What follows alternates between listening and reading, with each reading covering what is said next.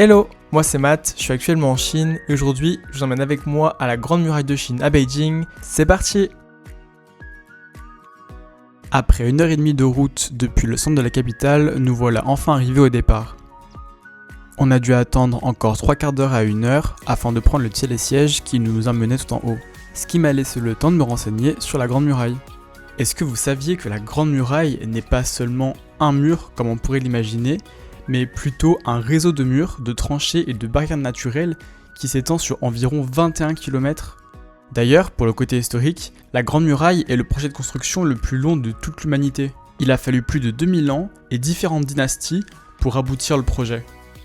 Ok, c'est bien beau tout ça, mais du coup, concrètement, elle servait à quoi? En fait, elle servait principalement à protéger la Chine des invasions des tribus nomades du Nord. Elle permettait aussi de contrôler le commerce le long de la route de la soie et de percevoir des taxes.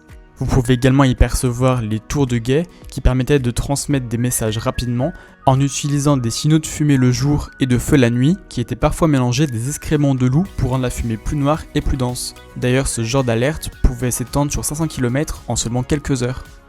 Petit fun fact, pour faire tenir les briques sous la dynastie Ming, les ouvriers utilisaient un mortier composé de chaux, qui est vulgairement de la poudre de calcaire, et du riz gluant. Et c'est ce mélange qui rend aujourd'hui encore le mur aussi solide. Bref, après avoir littéralement escaladé jusqu'au sommet, la meilleure des récompenses nous attendait. On est resté avec ce petit chat trop mignon une bonne quarantaine de minutes, à profiter du soleil et de la vue à couper le souffle, et il était enfin temps pour nous de redescendre en luge. Waouh, c'était vraiment incroyable. Même si on a dû faire la queue au moins 2 heures, c'était vraiment l'expérience à ne pas rater.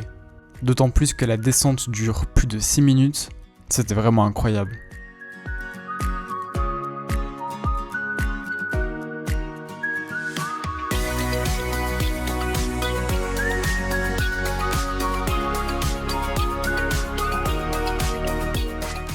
Bon, sur ce, il est temps de rentrer chez moi en luge, je vous dis à la prochaine, allez, bye bye!